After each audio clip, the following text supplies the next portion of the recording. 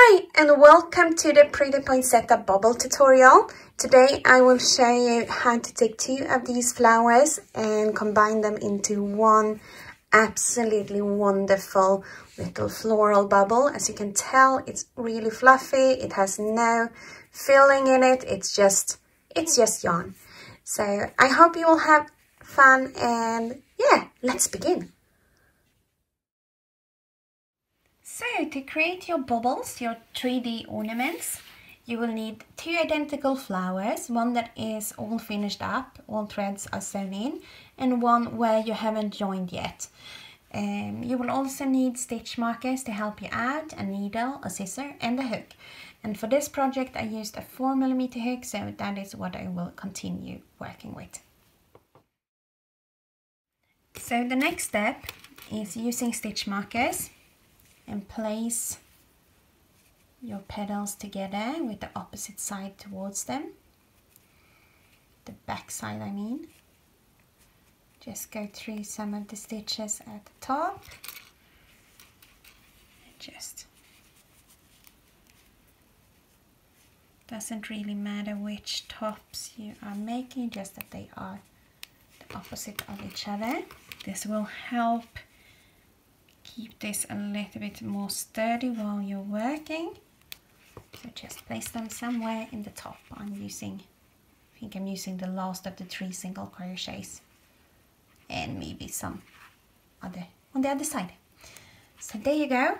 You have all these lined up. This will hopefully help out. We'll see. I haven't done this before filming this, I have to admit that, so we'll see how this goes. So my plan is to work single crochets through the back loops of the stitches, the corresponding stitches. So just start anyway. If you have fasten off both, well, then you have. So just simply work a slip stitch into both back loops of your work. I have a feeling that this will be a little bit tricky to show. There we go. Slip stitch join, slip stitch, and this is all you're gonna do all the way around.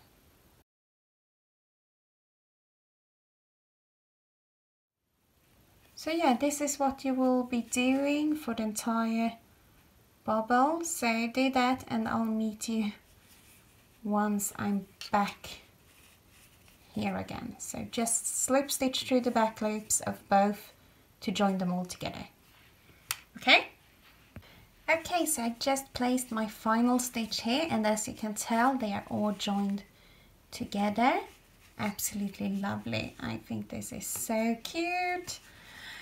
So what I will do now is just fasten off with an invisible join and then add a little hanger here. So wait and I'll show you.